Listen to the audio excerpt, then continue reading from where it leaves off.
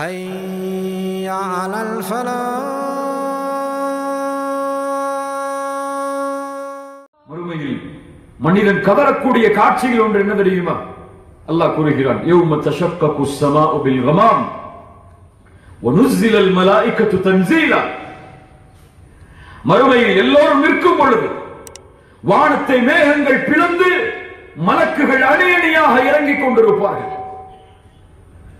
அல் முல்கு யௌமைதினில் ஹக்கு லிர்ரஹ்மான். ஆட்சி அதிகாரம் எல்லாம் அந்த ரஹ்மான் ஒருவனுக்கு தான் உரித்தாக இருக்கும், யாரும் பேச முடியாது. அல் முல்கு யௌமைதினில் ஹக்கு லிர்ரஹ்மான். அந்த ரஹ்மானுக்கு தான் ஆட்சி அதிகாரம். வகான யௌமன் அலல் காஃபிரீன அஸீரா. காஃபிர்களுக்கு அது கடுமையான நாளாக இருக்கும். வயௌம யஅது ஸாலிமு அலா யதைஹி. அந்த நேரத்தில் அந்த காட்சியை பார்க்கக்கூடிய மனிதன் தன் விரல்களை கடிக்க ஆரம்பிப்பான். கடிச்சு கடிச்சு துப்ப ஆரம்பிச்சிருவான். என்ன நடக்குதுன்னு தெரியாது அவனுக்கு. அவன் அப்படி நிலையில் சொல்லுவான், யா லைதனி இத்தகல்து மஅ ரசூலி சபீலா. நாசமே, கேடே, நான் ரசூலுடைய வழியை பின்பற்றி இருக்க வேண்டுமே, அதை விட்டு விட்டேன். யா வைலதா லைதனி லம் அத்தகித் ஃபுலானன் கலீலா.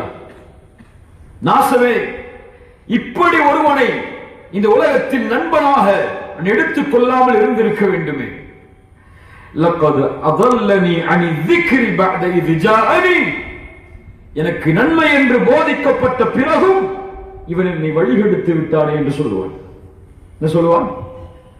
இதுவெல்லாம் தவறு என்று எனக்கு தெரியும், போதனை சொல்லப்பட்டது, ஆனால் இவனோ, இந்த நண்பனோ, இதெல்லாம் இந்த காலத்தில் தேவையா, வாடா அப்புறம் பார்த்துக்கலாம்னு சொல்லி அழைச்சிட்டு போயிட்டாரு. وَكَانَ الشَّيْطَانُ لِلْإِنسَانِ خَذُولًا. ஷைத்தான் மனிதனை ஏமாற்றக்கூடியவனாகத்தான் இருந்தார். யாருங்க ஷைத்தான்? யாருங்க ஷைத்தான்?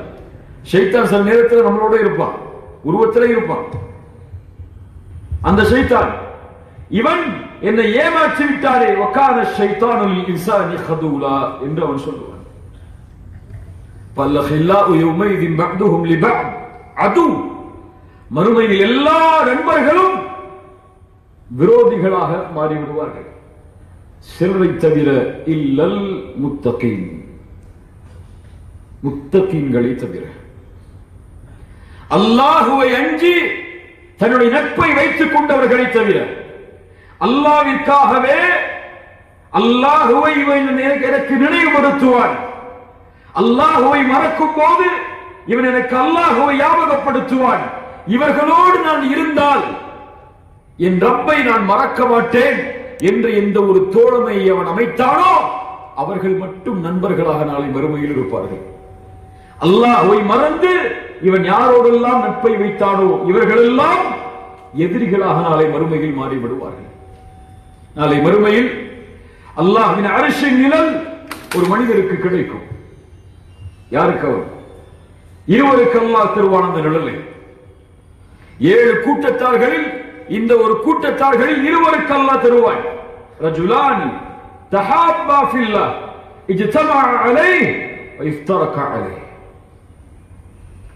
அல்லாஹ்விற்காக நேசம் கொண்டவர்கள், அல்லாஹ்விற்காகவே நட்பை வைத்தவர்கள், அல்லாஹ்விற்காகவே பிரிந்தவர்கள். ஒன்னு புரியணும், ஆழமா சொல்றேன். அல்லாஹ்விற்காக ஒரு மனிதனை ஒருவன் நேசித்தால் ஒருபோதும் அந்த நண்பனை விட்டு அவன் விலக மாட்டான். அந்த நண்பனை விட்டு அவன் விலக மாட்டான். அவனிடத்திலிருந்து எந்த பிரதிபலன் இருந்தாலும், இல்லை என்றால் காசு கிடைச்சாலும் கண்ணியம் கிடைச்சாலும் கிடைக்கலனாலும் அந்த நட்பை அவன் விட்டு கொடுக்க மாட்டான், ஒருபோதும் பிரிய மாட்டான். பின்னாடி சில உதாரணங்கள் சொல்லும்போது உங்களுக்கு புரியும். ஆனால் ரசூலுல்லாஹி ஸல்லல்லாஹு அலைஹி வஸல்லம் சொன்ன இந்த ஹதீஸுடைய அர்த்தம் என்ன? அல்லாஹ்விற்காக நேசம் கொண்டு அல்லாஹ்விற்காக பிரிந்தவர்கள் என்றால் எதில் பிரிவார்கள்? அவர்கள் இந்த உலகத்திலே ஒரு விஷயம் அவர்களை பிரிக்கும், மௌத். மூத்தாகும்போது பிரிஞ்சிடுவாங்க. ஆனால் மீண்டும் அவர்களை ஒன்று சேர்ப்பானல்லா எங்கே? அர்ஷின் நிழல். அல்லாஹ்விற்காக நேசம் கொள்வது சுப்ஹானல்லாஹ் எவ்வளவு பெரிய கண்ணியத்திற்குரிய ஒரு செயல் தெரியுமா? அல்லாஹ்விற்காக ஒருவரை நேசித்து அவனோடு நட்பு கொண்டால் அவனோடு நாம் கழிக்கக்கூடிய ஒவ்வொரு நிமிடமும் அல்லாஹ்விடத்திலே அருளுக்குரியது. ரசூலுல்லாஹி ஸல்லல்லாஹு அலைஹி வஸல்லம் அவர்கள் சொன்னார்கள், ஒரு மனிதன் ஒரு ஊரை நோக்கி பயணமானான். அப்போது அல்லாஹ் ரப்பல் ஆலமீன் ஒரு மலக்கை அவனிடத்திலே அனுப்பினான். அனுப்பி கேட்டாரா, என்ன துரியல், எங்கே போகிறாய்? அவர் சொன்னார், இந்த ஊரில் என் நண்பன் ஒருவன் வசிக்கிறான், அவனை பார்ப்பதற்காக நான் போகிறேன். அவன் சொல்ல, அந்த மலக்கு கேட்டார் அவரிடத்தில், அந்த நண்பனை பார்க்க போகிறாயே, ஏதாவது உலக காரியங்கள் இருக்கிறதா அவரிடத்தில்? அதாவது காசு வாங்கணுமா, பணம் வாங்கணுமா, இல்ல பைக் வாங்கணுமா, எதுக்காக போற? அவன் சொன்னான், இல்ல அன்னி அஹ்பப்துஹு ஃபில்லாஹ், நான் அவனை அல்லாஹ்விற்காக நேசிக்கிறேன். அவ்வளவுதான். அவரை நான் சந்திக்க போறது காரணம் என்ன? அல்லாஹ்விற்காக அவரை நேசிக்கும் காரணத்தால் அவரை பார்க்க செல்கிறேன். அப்போது அந்த மலக்கு அவரிடத்தில் சொல்லுவார், அல்லாஹ்வின் புறத்திலிருந்து நான் உனக்கு தூதராக அனுப்பப்பட்டிருக்கிறேன் ஒரு செய்தியை சொல்லுவதற்கு.